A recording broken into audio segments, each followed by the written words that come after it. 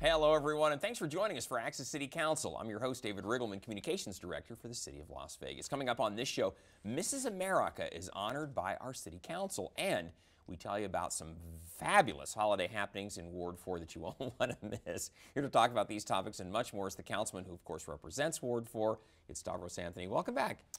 Happy holidays. Merry Christmas. Yeah. Happy New Year. This is great times with the holidays coming up and spending time with family and friends. And really what we're going to do today is just recognize some great people in our community. And that's what you do during the holidays. Right. You just kind of remember the people that are doing great things to keep this city a wonderful place to live. It's a good year overall, looking back at 2019, and a lot of good stuff that we're going to talk about on today's show.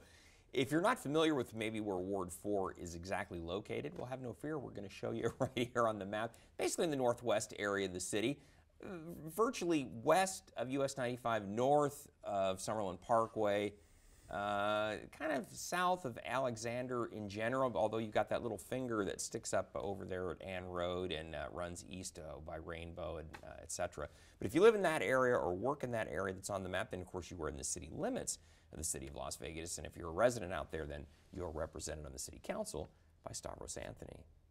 You've been on the council a little while now, haven't you? Yeah, I've been honored to represent Ward 4 for 10 years now. It's we went from 2009, which were pretty tough times for everybody, including our own employees and the city of Las Vegas as in businesses. And today, 2019, 10 years later, people are doing okay. Yeah, people are working. They're taking care of their families, and the city's revenue is coming in, so we are in a better position to really do some good things for our residents who live in the city. Yeah, those were tough recession years, but we've rebounded nicely, thank goodness, and enjoying some of the good times again around here, which we love. So. Yep, and that's what holidays are about, Right, just to give thanks and you know, reward ourselves for the things that are good in our lives. And we were just having a really a tough debate a couple minutes ago about which is the best Christmas movie. Is it Die Hard or It's a Wonderful Life? You know, you got that. I'm not sure where I am yet, but they're both great. Yeah, they're way out there, although many similarities were pointed out. That's absolutely. True. You know. So you posted this on Facebook, Councilman. I didn't even know we had such a celebrity in our community, but you said this: honored to recognize as my November 2019 City of Las Vegas Citizen of the Month, Natalie Winslow. And I didn't know that Natalie Winslow is not only Mrs. Nevada, but she's also Mrs. America, and she's a Ward 4 resident. Didn't know that. Well, actually, she's a Ward 2 resident, but the reason why I came in contact with her is she is the event center manager for Desert Shores, which is in Ward 4. There's the connection. And I see. we met. She offered her event center to us, and I find out that she's the first African-American Miss Nevada, and she is the first Nevada Miss America. And this is for women that are married. Yes, yeah, Mrs. America, right? And then she's going to compete in Miss World. Yes, and she's a wonderful person, has a great family. There they are. Yep, they were in Disneyland. That's her family, and she owns a small business. And her charity is Dress for Success, where she meets with people to try to get them ready for a business interview. Deals with the resumes and their dress so they look professional. And she's just a wonderful asset to the city of Las Vegas. And I was honored to recognize her as Citizen of the Month. So it was really kind of a happen chance meeting where she was offering us something. And I said, this young lady needs to be the Citizen of the Month. Yeah, and, good for her. We're all rooting for her to be Miss World and represent not only the city of Las Vegas but the entire world. I mean, what an honor! What an honor to do that. And she's from right here in Las Vegas. Yeah, she's gone through the first two steps, and she's going for the root her on, think about her, and it's I forget the date it's going to be, but I think it's at the West Gate. So we'll hope that she wins. Yeah, so she gets to compete right here in Las Vegas, too. This is awesome. So she'll have the home field advantage, so to speak. I hope it works. Natalie Winslow. Yeah, Natalie Winslow. Pull for Natalie. That's good stuff. And Councilman, another just wonderful tradition. It's like the holidays. It's the Mayor's Cup soccer tournament. You posted this on Facebook. You said, congratulations to the 16 teams from Las Vegas out of 505 U.S. and international teams that won their divisions in the 2019 Mayor's Soccer Tournament held in Ward 4 and across several other wards in the city as well.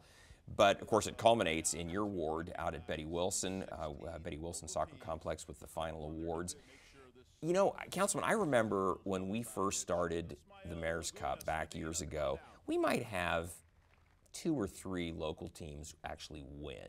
But now we have 16. That just shows you where soccer has come in this community. We filled up the chambers with the kids that were winners that And day. the competition is getting tougher. Yeah. 505 teams from all over the country. We had 45 teams from Brazil, Canada, Costa Rica, Ecuador, Japan, Mexico. These are countries where soccer is a serious business. And for 16 of our local teams, they're just great soccer players, and they won their divisions. And it was great it's great to bring them down to City Hall, because it'll probably be the only chance they ever get down there, and they get a picture taken with the mayor and the city council, and the parents are down there, and the coaches, and they get on television, and they get a picture, and they get out of school for a couple hours, but we make sure we get them back to school. What a deal. Soon. But we should be very proud of. These are the future leaders of Las Vegas and of Nevada, and the tournament keeps getting bigger. I think we're going to have the next tournaments almost over 100 teams from across the country.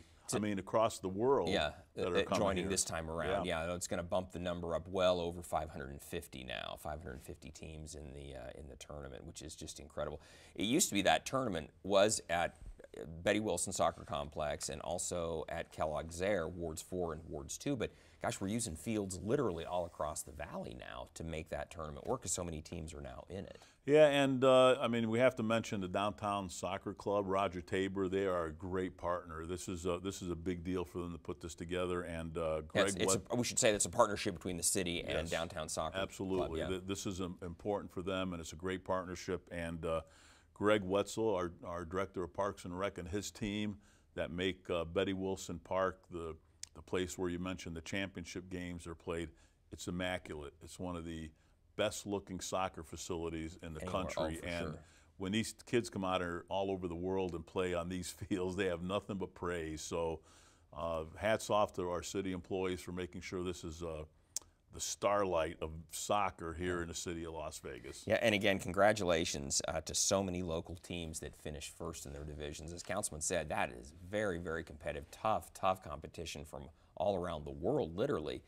And to have that many teams finish first is a big deal. And it took about 20 minutes to get through all the teams at the city council meeting. So if you watch that city council meeting, you'll be able to see the names of the teams, the coaches, get to see all the kids coming down. It's a lot of fun doing that. It was good stuff all the way around. And speaking of soccer, Councilman, this was great too. We had the Copa 5 Indoor Soccer Championship. You have an indoor soccer complex at the Las Vegas Sports Park. Right. It's right on the border of Wards 4 and Ward 2. It kind of straddles the border between your two wards.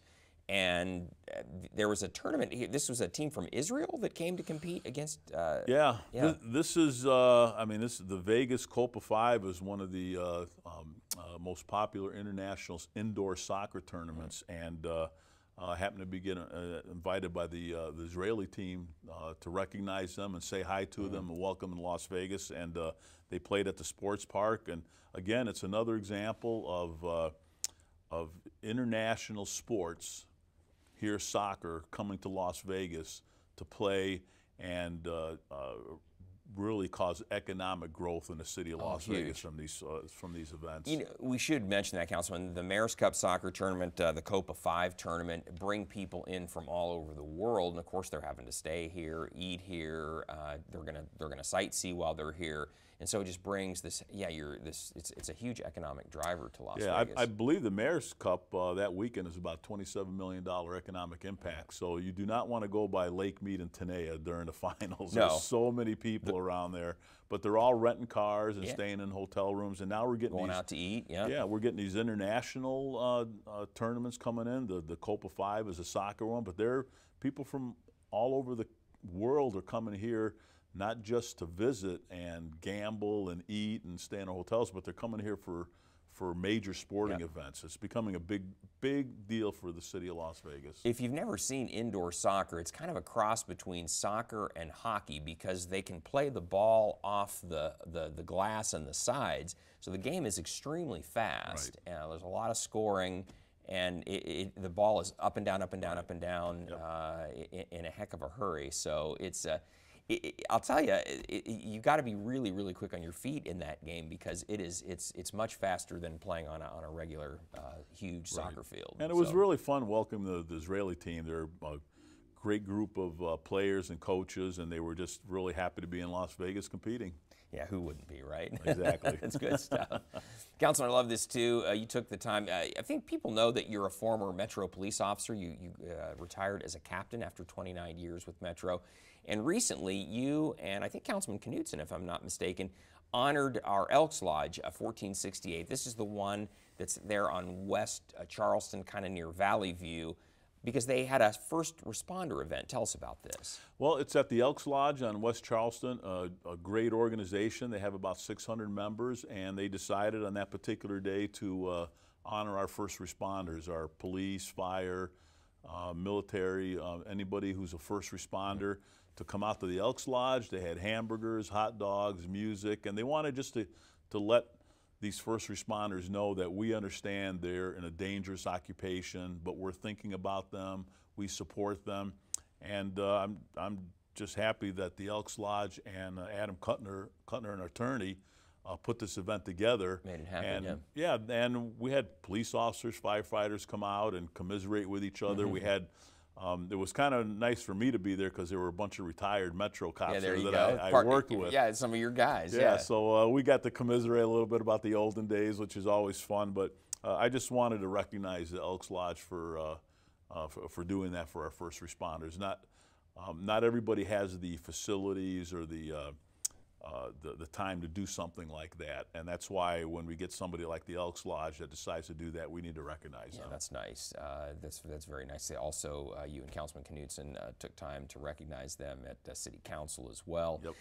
You know, it's interesting, that fire station, our fire station 5 on Hinson near Charleston, is right next to the Elks Lodge there virtually. So it's kind of a natural fit, because they see those firefighters going in and out of there literally every day. So they may have been the first ones there. I don't know. Yeah, they probably were. They had the shortest distance to go, that's for sure. But it was a great turnout, and they were out there volunteering to come up with the meals and the drinks, and I just wanted to thank them for doing that. Yeah, it's much appreciated. Those are the folks too that are working, or we're talking about the holidays, working on all the holidays. They're responding at all hours, no matter what's going on. They're out there looking after us. So important to honor them and recognize them. So thank you, Elks Lodge. And then speaking of honoring people, you posted this on Facebook. You said, presenting a certificate of recognition to Sydney Knott and the Horses for Heroes group for all the work they do for our military veterans. And this kind of tied in with Veterans Day a little bit. I think this was November 9th, a couple days before Veterans Day that you did this. But Horses for Heroes has been around for a long time. Their idea is to kind of partner our military veterans, especially those who maybe have some PTSD, with the horses. Yeah, they were having a USO Wounded Warrior event that day, where they had brought in a couple of buses of our veterans, and just to recognize them, honor them. But really, that's what Horses for Heroes is about. Is really it's a place where you can provide therapy for not only military but first responders that are going through PTSD, because they have horses and chickens and goats, and it's just I was out there for a couple hours, and it's just a very relaxing place. Nobody's bothering you out there. You're just kind of hanging out, talking to people, talking about what their issues are, going on rides with horses. They had some bow and arrow shooting, but it's just a great place to relax. And Sydney Knott, who's the executive director, she brings everybody out there, Boy Scouts, Girl Scouts, teams that just want to come out and kind of get away from the city for a while and be with kind of nature and a little farm that's kind of in the middle of Ward 4. So it's a great place, it's a great charity, and it was nice to be out there with her and talk to her about some of the things that they're going through. Yeah, it's interesting. It's well documented that veterans who have post-traumatic stress, or anyone, first responders, there's something therapeutic about working with animals, dogs, horses, whatever it might be. And so she's providing that service. But I think along the same lines, she also provides horseback riding lessons Yes. for youngsters as well. Yeah, So, absolutely. You can have birthday parties out there, but it's really, you know, it's funny. Even me, when I was out there, you just kind of forget about everything else. You're, you know, you're hanging out with animals, talking to people. Everybody's friendly, and it's just kind of a good way to kind of get your head together. Wow, that's good stuff. Well, a couple days later was Veterans Day. You posted this on Facebook. You said, honored to recognize the great World War II veterans in Sun City, Summerlin. There you are in a picture with them, and you had a lot of travels over the Veterans Day weekend, the parade, etc. But a big deal to honor those veterans. To be in World War II, you have to be, you're in your 90s now, for sure. Yeah, So. I mean, Veterans Day is such a great day because everybody comes together to recognize our military veterans and thank them for their service. We had Arnold Stalk, John Fogerty there, yeah. We had the Boulder City Riders at the Veterans Parade. This is out in Sun City. High School Honor Guard. We're recognizing 15 World War II veterans that live in Sun City, Summerlin. Arnold Stalk and his Veterans Village. Yeah. We had a homeless vets they're helping there. Yep, yeah, absolutely. So these are the veterans, World War II veterans from Sun City, Summerlin, and it's just it's a great time to say hi to them, listen to their personal stories. I mean, it's just unbelievable some of the things these folks went through. And we just have to give them thanks for our freedom and our liberty and fighting these wars, not only World War II, but all the way up to the Iraqi war. I mean, everything in between. These folks have kept this country free. Sure have. My dad's a World War II veteran, and there are not as many around as there used to be, for sure. No, so, well, tell him we thank for his service. Yeah, and you know, the Veterans Parade is the largest veterans parade west of the Mississippi. We should mention that. Yeah. If you've not been out in the past, you should need to check it out because you'll be surprised just how large it is. It's a big deal, and we always brag about that. It's the largest one west of the Mississippi. So, and we've just kept that tradition going year to year. Well, your dad should write a book, so remember what he did. He's got some great stories to tell. He was in the Navy in World War II on a destroyer. So, yeah, I'm glad he came back in one piece for Absolutely. sure. You know, so, but it was obviously a tough conflict back in those days. So, Councilman, we want to tell everybody too. This is the time of year that we're celebrating a lot of different holidays, and we had our trunk or treat events. This took place, of course, around Halloween, and so we'll set that up. And then we're going to transition into the Christmas holidays that are coming up as well. But there you are with some scary-looking critters. Those were some scary dudes. They were pretty, well, they weren't tall. They were obviously on stilts, but they were, you know. Get your attention, yeah. You know, trunk or treat has really taken over the going door-to-door in neighborhoods because you can get more candy. Much more efficient, Yeah, it is. So we had one at the Police Protective Association office, and we had one at the Durango Y, and it was packed. Yeah. There were so many kids out there, and their parents were with them, and they were dressed up from little 3-year-olds all the way up to, I guess there were some 18-year-olds out there, but and their bags were full of candy, and they were just having a great time. And I just love throwing candy in those bags. Yeah, it's good stuff. It's a lot of fun. And you know, too, and parents love it because they know it's going to be safe. You're not going to be going to some houses that you don't really know who's behind the door. But at trunk or treat, it's always going to be a safe environment. I guess that's the way we did it in our day. My mom gave me a pillow sack and just said, come back with a bunch of candy, and I just went door to door. But you know, today people are, you know, they want to, they're feel better about doing a trunk or treat, and that's great. There's nothing wrong with that, and I'm glad that the PPA put one together, and I was honored to sponsor one over at the Durango Y. It must have had 1,000 kids over at Durango Y. It was absolutely huge. They decorate the cars up too. You know, it's part of the experience as well. It's fun. So good stuff. And of course, Councilman, that transitions us to the Christmas holidays and Hanukkah and Kwanzaa and everything coming up here as well. You posted this on Facebook. You said the holiday season is almost upon us. Our deputy city marshals share their tips to keep us safe while out and about and shopping online. As a former police officer, police captain yourself, why don't you go through some of these? This is so important because no one wants to be the victim of a crime this time of year. Well, I mean, I remember showing up at shopping centers where people were robbed of their money and their Christmas presents, and what a way to start a holiday season. So you just it's just being aware of your surroundings, knowing where to put your presents. You put them in the trunk. You make sure people don't see what's in your car. watching what you're doing, parking where lighting is, keeping your wallet in a safe place so somebody can't grab it. Your purse, somebody can't grab it. And again, being with crowds, the more you're with people, the less chance you'll be isolated by a criminal and taken down like that. Yeah. So be safe when you're shopping. And then there's also the safety at your house. I mean, if you have a real tree, make sure it's watered so it doesn't dry out. If you light candles, which we don't normally do during the year, make sure that it's not going to cause a fire in your house. Yeah. Use the right. Make sure you put out the flame where you place it. Sometimes it might be decorative, but maybe a little too close to something else to get too hot or catch fire. Extension cords, the type of outlets that you use.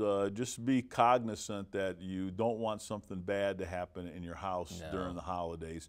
And if you're thinking about that, it's probably not going to happen because you're going to take those precautions. Paying attention, And when you have 20, 30 people over at the house, people are running around, it's really your responsibility just to keep an eye on things, making sure it's going to be a safe holiday. So good advice. I hope you do that. Yeah, good advice from someone who knows what he's talking about.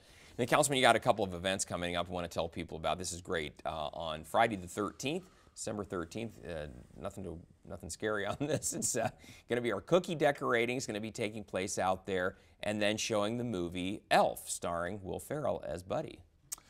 Yep, come on out. It's free. The movie's free. We'll have we're going to decorate cookies. We'll have popcorn, hot chocolate. I heard Santa might be showing up a little early. Yeah, you can tell Santa what you want. You get to meet your neighbors, and I'll be there, and it's just it's a fun way to spend an evening with your kids and whoever else you want to bring. Your grandparents, they'd probably love to have a great time there also, and it won't cost you a dime. That's the thing, it's free. That's the best part. Right. Decorate the cookies, free. Watch the movie, free. We have other goodies, popcorn, water, that kind of stuff available out there too, right? It's a great way to kick in the holidays. So that's going to be on that Friday evening, and then on December 18th and 19th, we have another event. It's called the Polar Express, all aboard the Polar Express. Now, this isn't the movie, and it's not really a train per se, but it's an event kind of built around that movie, right? Yes, and I'm not going to reveal too much of it. All right.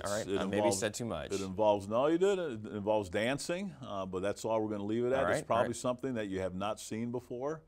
So please come out. It's going to be, I think it's going to be a lot of fun. It's only $5 per person, but we're going to have cookies and hot chocolate, and I heard Santa might be showing up for that one also. It's two different nights, but this is something that is unique. You're probably not going to experience this anywhere else. And Cimarron Rose Community Center is just a great little gem in that area at Cimarron and Ann Road, and I think you're going to have a great time. Yeah, so I will be there also. All right, very good. And this is going to be on a Wednesday and Thursday night. Correct. The cookie decorating and the movie is going to be on Friday the 13th, the following Wednesday and Thursday. Now, Councilman, do you have to come both nights, or is it going to be kind of the same thing each night? It's the same thing each night. Okay, all right, very good. All right. So December 18th is our City Council Day, so it'll be that night. It'll be repeated on the 19th. So either one that you come to, you'll experience the same thing. We got my interest up now, what this is all about. We've never done this before, so it's pretty cool. Well, Councilman, we're running out of time here, but we want to tell everyone out there, hey, we always want to hear from you. So if you have something you'd like to share with Councilman Anthony, you can find him on Facebook and Twitter. As you saw, he's very active on social media. You can also just contact him by picking up the phone. We still use those around here, 702-229-6405. Or you can send him an email. His address is santhony@lasvegasnevada.gov. All right. Well done. And that's really the biggest part of my job is listen to the people that live in the city of Las Vegas and specifically Ward 4. So if there's something going on in your neighborhood and where you live, where you go to work, where you take your kids to school, and you want us to fix it, call me and I'd be glad to chat with you about it. That's what we're supposed to be doing. That's what we're here for. That's what we're trying to do every day. That's right. So, well, listen, happy holidays to you. Merry Christmas. Happy Kwanzaa. Happy Hanukkah. Whatever everybody Happy New Year. Next time I see you, it'll be 2020. I know. Exactly 2019 for your next show. So I guess this is your last one of this year. But well done. It was a good show. Thanks. All right. We'll have you back here in 6 more weeks, and we hope you join us then. We want to thank you for joining us for this edition of Access City Council. Don't miss our next show beginning on December 12th with Ward 2 City Councilwoman Victoria Seaman. You can catch all of our KCLV shows now on Apple TV, Roku, and Amazon Fire. And don't forget, You can watch us live on the internet at kclv.tv. Thanks for watching, everyone. We'll see you next time around, and happy holidays.